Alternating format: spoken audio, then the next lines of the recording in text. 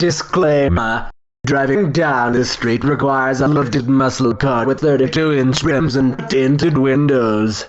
Better swap the beat-up Honda Civic out.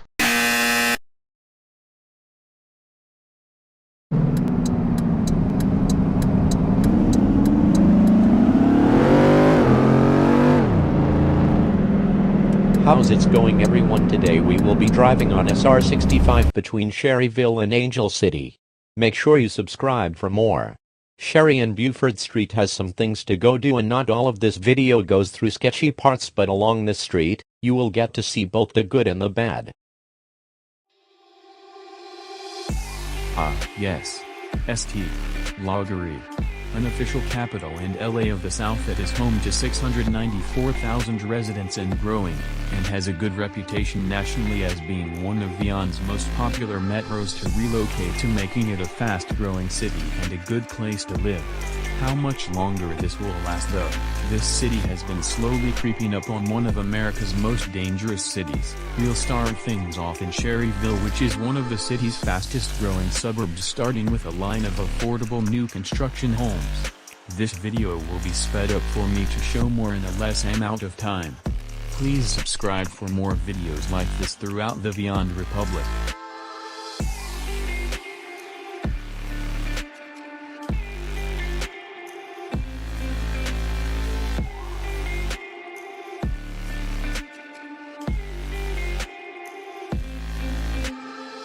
We then enter the St. Laghari limits, and that's where Sherry Street is lined with affordable housing complexes. Soon, we will be seeing some areas that have contributed towards St. Laghari's rising crime.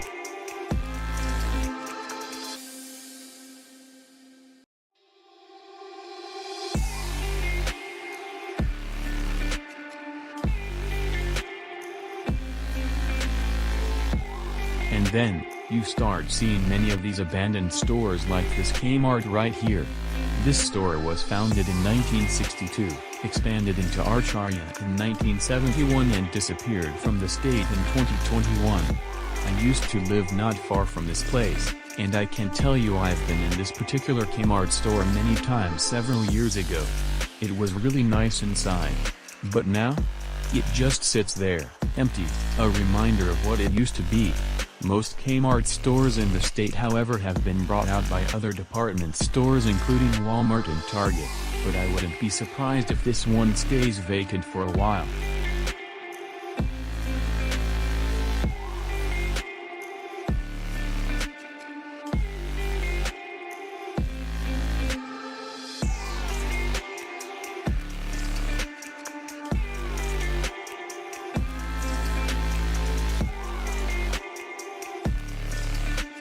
We're coming up on Junior High Road. Crime isn't completely out of control here, but it does happen from time to time, especially around these low-end apartment complexes on that street. It's a situation you find a lot of neighborhoods on this side of town.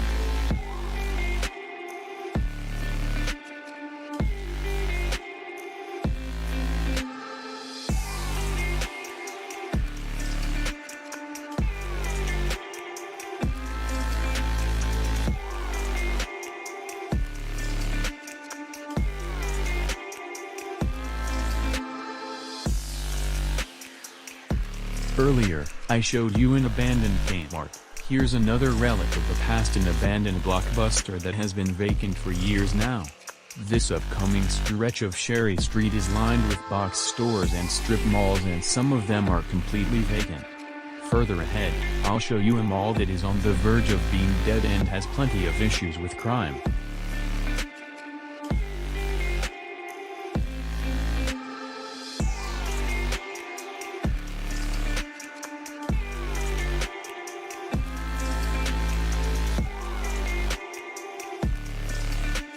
And I'm going to turn around here. Hold on. Okay, yeah, here we go.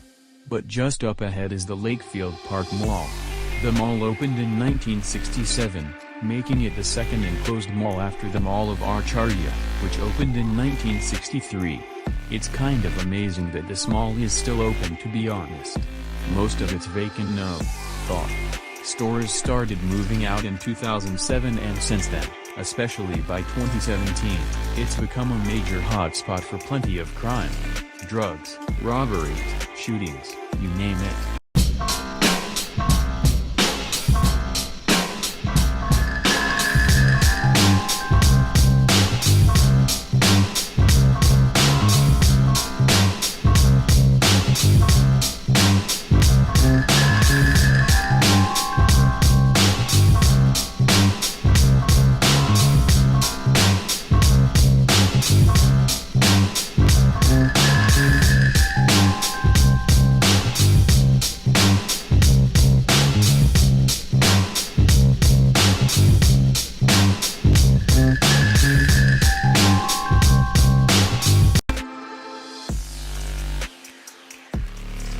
You can also tell that the stores nearby can use some TLC.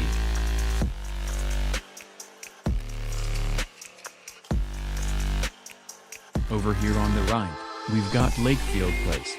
There are hardly any tenants left, and the spaces are being occupied by low-end discount stores and satellite churches.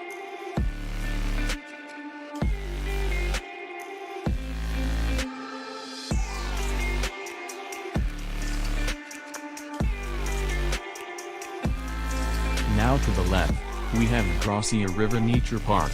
It's got beautiful river walks and plenty of art sculptures. If you're an artistic or outdoorsy person, this is definitely a spot you should go whether you live in or are just visiting St. Laghari. Just past the Gracia River, to the left, we have Pinefields, formerly known as the St. Laghari Museum of Art Sorspalma. The name change happened in 2021 when they upgraded the facilities. Why did they change the name? Who knows? It's a bit weird if you ask me, but that's what they decided to do. On both sides of this street, you can see the Pine Hill Cemetery. This is where the 5th governor of Acharya and the 25th president of the Vyand Republic were laid to rest.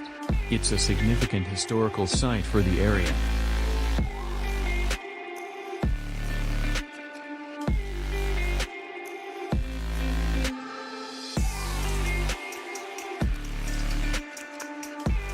We're starting to approach some areas known for crime hotspots now. This upcoming stretch of Sherry Street between Langford Street and University Avenue is one of those areas.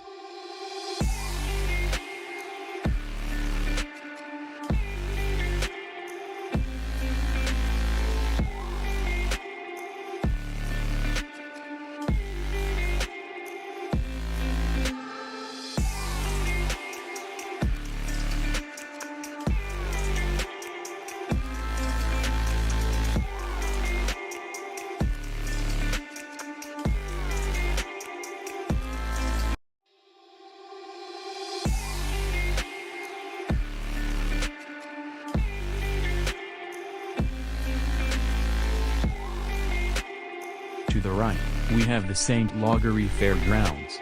The state fairgrounds are located in Monty Springs due to the large amount of land there. Acharya is primarily a largely agricultural state, however, the homes nearby are a bit on the sketchy side, with most of them being beat up and vacant.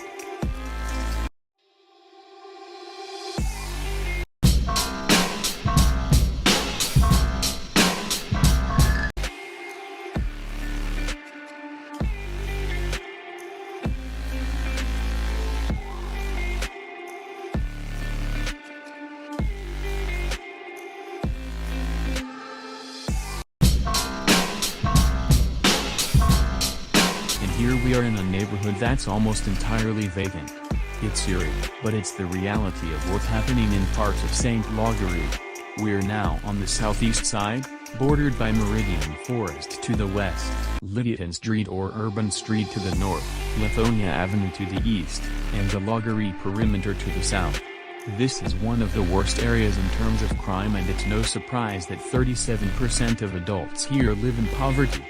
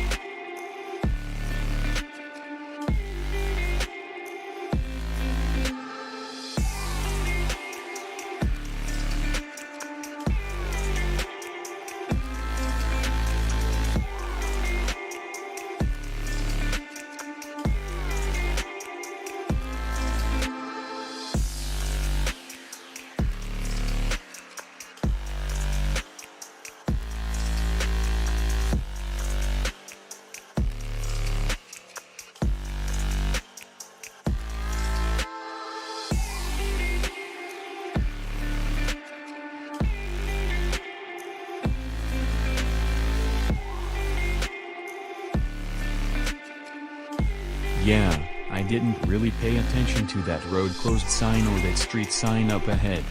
Maybe I should have. But the Arlington Street intersection, however, is another hotspot for crime.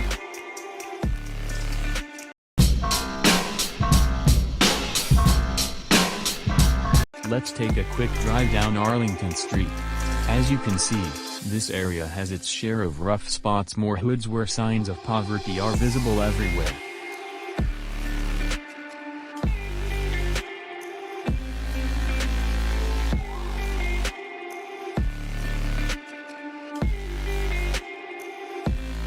Now we're coming up on Shadeville Avenue, and yeah, this street can also be as shady as it sounds. St. Laghari is unique in the way it's spread out. The weird thing about this is that the city limits didn't always stretch beyond St. Laghari County, but UniGov has made St. Laghari bigger, especially since some of the small towns and cities in the metropolitan area have expanded their dense populations pretty far, and by the way, St. Laghari isn't the only city to do this, so it's not being singled out at all.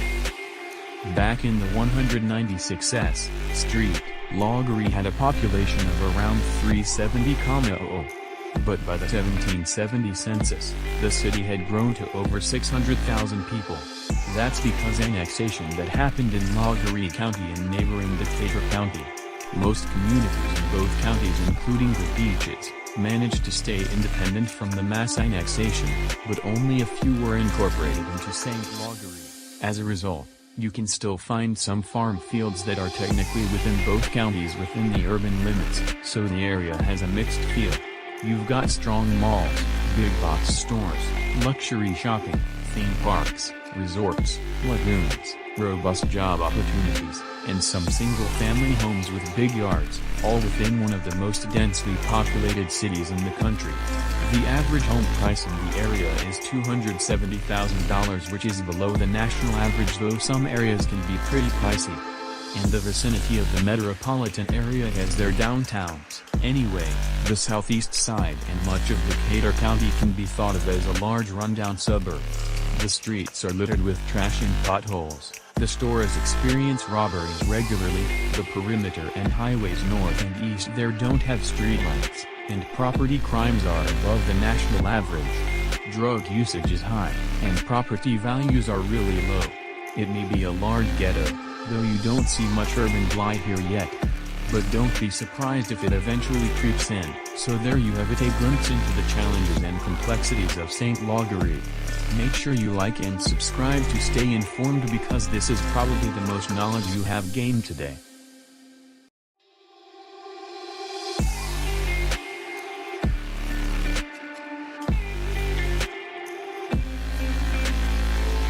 Now, this is just weird. This town, known as DeKalb, or the area which is the far southeast side, is bordered by Gwinnett Street, or the perimeter, to the west, Meridian Boulevards to the north, Rockefeller Road to the south, and Austell Road to the east. It consistently ranks in the top 5 most dangerous areas. What makes it weird is that most cities have their most dangerous areas closer to the population center. But here in DeKalb, despite being in the top 5, this area is actually closer to dozens of master-planned communities like those in Pineleaf Plantation and Angel City Plantation than it is to downtown. To the right is what used to be the Oakside Apartments. They stood vacant for a long time before being completely demolished in the fall of 2024. In August 2023, an arson was reported at the complex, which sped up the process of tearing them down.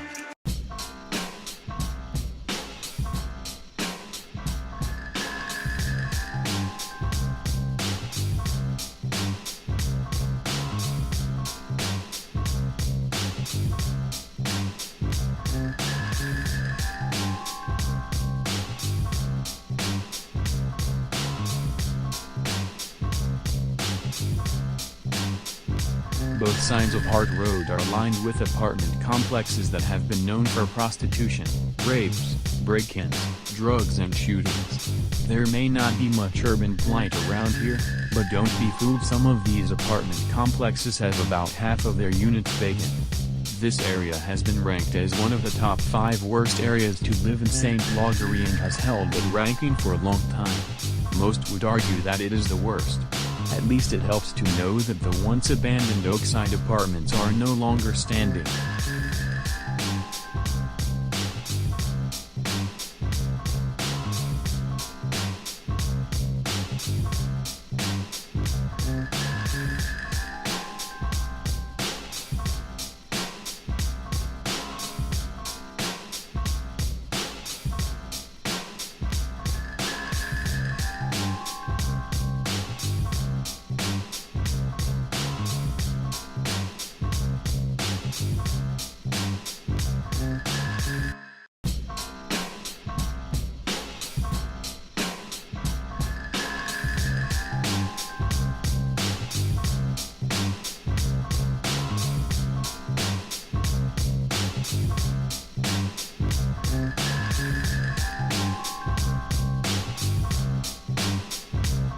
This building that I'm showing you now that I get a closer look at is the Joneswood apartment complex, which is in horrible shape with most of its units abandoned.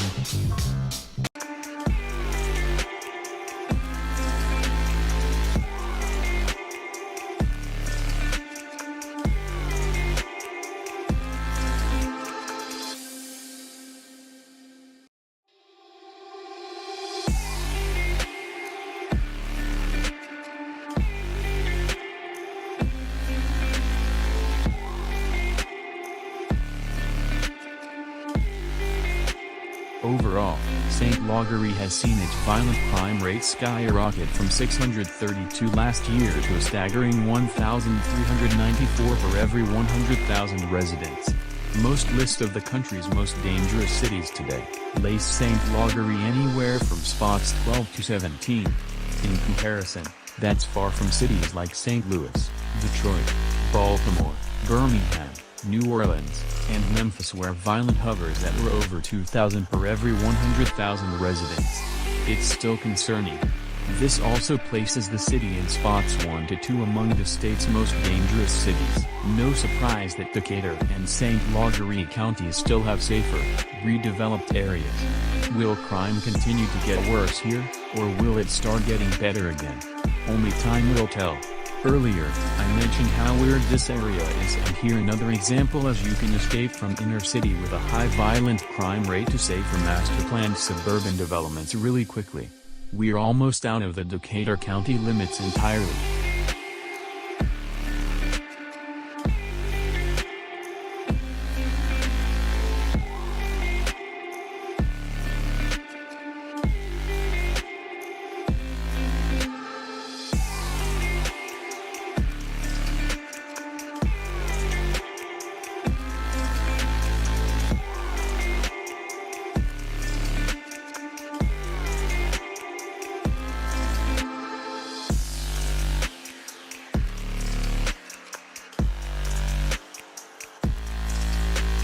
And we conclude the video in neighboring Gloria County in Angel City.